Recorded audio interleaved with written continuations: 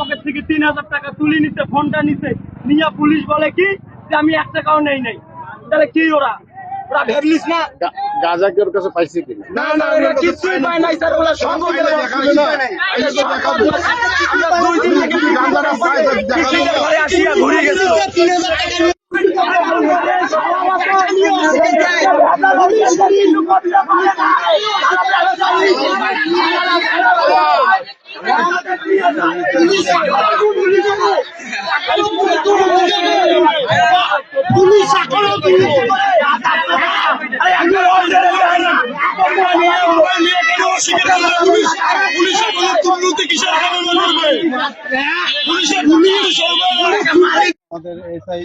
2 জন আসছিল।